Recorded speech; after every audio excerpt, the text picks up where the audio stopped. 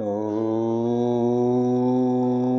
वर्णानामर्थसङ्गानां रसानां छन्दसामपि मङ्गलानां च कर्तारो वन्दे वाणी विनायको। नारायणं नमस्कृत्य नरं चैव नरोत्तमं देवीं सरस्वतीं व्यासं ततो जयमुदीरयेत्। गुरुर्ब्रह्मा गुरुर्विष्णु गुरुर्देवो महेश्वर गुरुर्साक्षात् परब्रह्म तस्मै श्री गुरुवे नमः। बोलिए सियावर रामचंद्र भगवान की जय, राधावर कृष्ण कन्हैया लाल भगवान की जय, उमा महेश्वर भगवान की जय, गायत्री ब्रह्मदेव भगवान की जय, सद्गुरुदेव भगवान की जय, माता पिता गुरुदेव की जय, समस्त संतगण भगवान की जय, समस्त भक्तगण भगवान की जय। ओम नमः पार्वती पतये, हर हर महादेव।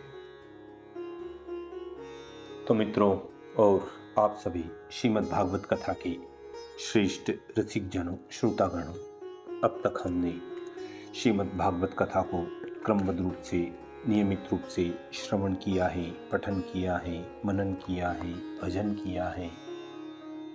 अब हम उसी क्रम में श्रीमद् भागवत कथा के 10वें स्कंद के 65वें अध्याय की ओर कथा को अग्रसर करते हैं। आप सभी श्रेष्ठ श्रोतागण, रसिक जन भगवान श्री राधा वल्लभ कृष्ण कन्हैया लाल के श्री चरणों में दृढ़ भक्ति रखते हुए कथा का श्रवण करें, कीर्तन करें, मनन करें, भजन करें। बोलिए राधावर कृष्ण कन्हैया लाल भगवान की जय। तो कहते हैं 65 में बलराम ने वृंदावन में आय, आस रचो यमुना निकट सबको ताप मिटाय, सबको ताप मिटाय।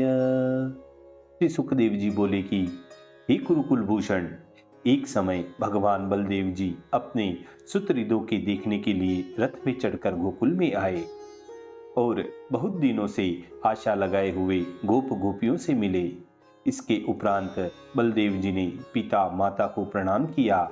तब पिता माता बलदेव जी को आशीर्वाद देते हैं, हे दारशाह वंशोत्पन्न जगदीश्वर, छोटे भाई कृष्ण सहित तुम हमारी बहुत काल तक रक्षा करो। इस प्रकार गोद में बिठाकर छाती से लगाकर नेत्रों के आंसुओं से बलदेव जी को भिजाने लगे। विधि पूर्वक वृद्ध गोपों को प्रणाम करके छोटे गोपों ने इन बलदेव जी को प्रणाम किया। इस प्रकार बलदेव जी जैसी जिसकी अवस्था और जैसी जिससे मित्रता थी, जैसा जिससे संबंध था, उसी प्रकार उनको प्राप्त होकर हास्य और हाथ से पकड़कर गले से मिलकर जब बलराम जी विश्राम ले चुके तब सुखपूर्वक बैठे और कुशल पूछी। उस समय सब गोप की जिन्होंने कमल लोचन श्री कृष्ण चंद्र के लिए सब विषय त्याग दिए हैं, वे सब बलदेव जी के निकट आकर चारों ओर बैठ गए और प्रेम से गदगद वचन से अपने बंधु यादवों की कुशल पूछने लगे कि हे राम, हे बलराम, हमारे सब बंधु तो कुशल हैं, स्त्री और पुत्र सहित तुम हमारी भी कभी सुध करते हो। यह बड़ी प्रसन्नता की बात हुई जो महादुराचारी पापी कंस मारा गया है, और यह भी बहुत अच्छा हुआ जो सुतरिद लोग बंदी खाने से छूट गए। फिर वेरियों का नाश करके समुद्र में द्वारकापुरी बसाई, यह भी अत्यंत मंगल की बात है। बलराम जी के दर्शन से गोपियां प्रसन्न होकर हंसकर पूछने लगती हैं कि जिनको नगर की स्त्रियां अत्यंत प्यारी हैं, वे श्री कृष्ण चंद्र तो अच्छे हैं, वे श्री कृष्ण कभी अपने बंधु बांधवों की भी सुधि करते हैं क्या? अपनी माता का दर्शन करने को एक बार वे यहाँ आएंगे? और बड़ी भुजा वाले श्री कृष्ण चंद्र कभी हमारी भी सुधि करते हैं? ही दारशाह वंशोत्पन्न समर्थ बलदेव जी, जिनके कारण हमने दुस्तज्य माता पिता भाई पति पुत्र बहन और सुतरिद सबको त्याग दिए, वे हम सबको त्याग कर शीघ्र ही चले गए और स्नेह तोड़ दिया। परंतु उनके वैसे मनोहर कहने पर कौन स्त्री भरोसा न करे। हमें अचंभा होता है कि कृतज्ञ और जिसका मन स्थिर नहीं, ऐसे श्री कृष्ण चंद्र के कहने को बुद्धिमान द्वारका की स्त्रियां किस प्रकार स्वीकार करती होगी। परंतु हम कल्पना करती हैं कि चित्र विचित्र कथा वाले श्री कृष्ण चंद्र के शोभायमान हास्यपूर्वक बोहें चलाने से बड़ा जो कामदेव हैं, उससे आतुर होकर वे स्वीकार करती होंगी। देखिए, इसी बात पर यहाँ एक दृष्टांत याद आता है। एक लाला जी थे, उन्होंने एक बिल्ली पाली थी और उसको नित्य प्रति दूध मलाई खिलाते थे। एक दिन लाला जी को कार्यवश बिल्ली को डोरी से खंभे में बांधकर गांव को चले गए और उसका स्मरण नहीं रहा कि बिल्ली खंभे पर बंधी है। कई दिन लग गए। बिल्ली का भूख के कारण प्राणांत होने लगा। इसके पीछे घर में कहीं दल्लान के कोने में एक रुई का गाला धरा हुआ था। तो बिल्ली ने जाना कि यह घी का लोंदा है। उछल उछल कर बिल्ली उस रुई के गोल पर जाए, परंतु वह हाथ में नहीं आए। अब लिया इसी आशा में 18 दिन व्यतीत हो गए। इधर लाला 18 दिनों के उपरांत आप आकर कहने लगी कि हरे राम, बिल्ली की तो इतिश्री हो गई होगी। जब लाला ने घर का ताला खोला और देखा तो अभी तो बिल्ली जीवित है। यह विचार जो ही उसकी डोरी खोली तो वह झपट कर बिल्ली रुई के गोले पर गिरी, परंतु वह तो रुई ही थी। इसलिए निराश होकर झट बिल्ली के प्राण निकल गए। इसलिए जिए आशा मरे निराशा, यह बात तो सत्य ही है। इस प्रकार इस दृष्टांत को समझना चाहिए। अब पुनः हम कथा की ओर चलते हैं, जहां गोपियां कह रही हैं और गोपियां बोली कि उनकी बात से हमें क्या काम, और बात क्यों नहीं कहती, क्योंकि हमारे बिना जैसे उन कृष्ण का समय व्यतीत होता है, उसी प्रकार उनके बिना हमारा काल भी व्यतीत होता है।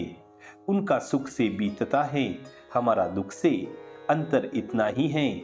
इस प्रकार श्री कृष्ण की हंसनी बोलनी, सुंदर चितवन, शोभायमान चलना और प्रेम पूर्वक आलिंगन, इन सब बातों का स्मरण करके सब गोपियां रोने लगी। तभी कहते हैं, करि करि सुधि श्री कृष्ण की, व्याकुल भई व्रज बाल, कब आवेंगे श्री कृष्ण जी, सुखदायक नंदलाल।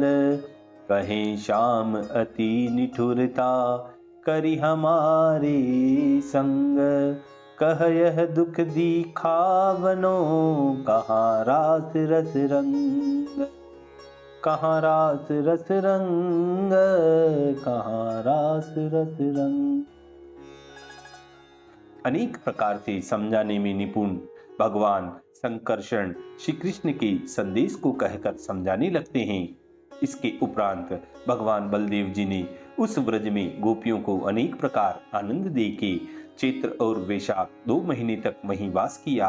पूर्ण चंद्रमा की कला से शोभायमान कुमुदिनियों की सुगंध युक्त पवन जहां आ रही थी, इस प्रकार शोभायमान यमुना जी के बाग में स्त्रियों को संग लेकर बलदेव जी रमण करने लगे।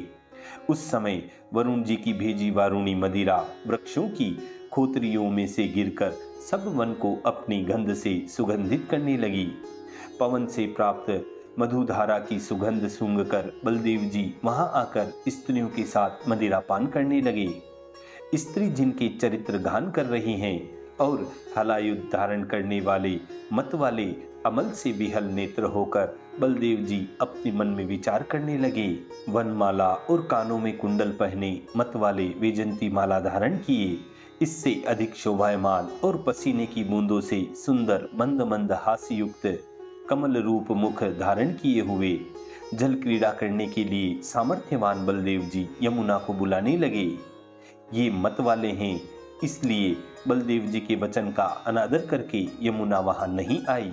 तब भगवान बलदेव जी ने अत्यंत क्रोधित होकर हल के अग्रभाग से खींच लिया और बोले कि अरे ही पापीन, मैंने तुझे बुलाया और तू नहीं आई, इसलिए स्वच्छंद फिरने वाली तुझको मैं हल के अग्रभाग से खंडित कर दूंगा।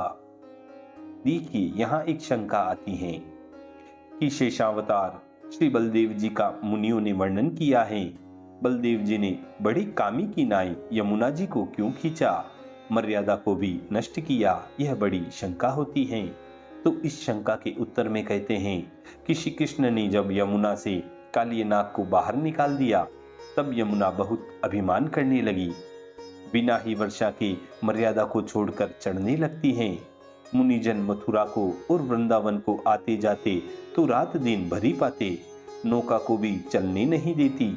इस प्रकार यमुना को उन्मत्त जानकर जल क्रीड़ा के मीश करके बलदेव जी ने यमुना को दंड दिया। इस प्रकार इस शंका का निवारण होता है।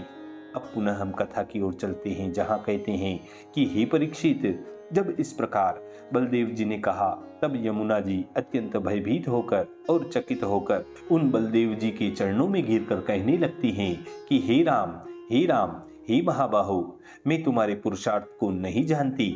जिन आपके अंश शेष जी ने संपूर्ण पृथ्वी को सहस्त्र फणों में से एक फण पर धारण कर रखा है। हे भगवान, मैं आपके श्रेष्ठ प्रभाव को नहीं जानती, परंतु आपकी शरण में आई हूँ। आप क्या मुझे छोड़ने की योग्य हो? हे राजा परीक्षित, जब इस प्रकार उस यमुना जी ने प्रार्थना की, तब प्रसन्न होकर भगवान बलदेव जी ने यमुना जी को छोड़ दिया और जिस प्रकार हाथी हथनियों के संग विहार करता है, उसी प्रकार यमुना में गोपियों के साथ वह बलदेव भगवान विहार करने लगे। इच्छा पूर्वक विहार करके जब बलदेव जी जल में से बाहर निकले, तब लक्ष्मी जी ने इनको 2 नीलांबरी वस्त्र दिए, अमूल्य आभूषण और शोभायमान माला दी। बलराम जी भी नील वस्त्र पहनकर और सुवर्ण की माला धारण कर अच्छी प्रकार चंदन लगाकर इंद्र के एरावत हाथी के समान शोभायमान होने लगे। श्री सुखदेव जी बोले कि हे नरश्रेष्ठ परीक्षित, महावीर्यवान भगवान बलराम जी ने यमुना जी को खींचा, इस कारण वह स्थान अब तक अनंत पराक्रम बलदेव जी के पराक्रम को जानता है, क्योंकि अब भी वह वैसे ही देखने में आता है। वज्र की स्त्रियों के संग विलास करके चलायमान चित बलदेव जी को व्रज में रमण करते करते एक रात्रि के समान संपूर्ण रात्रियां व्यतीत हो गई।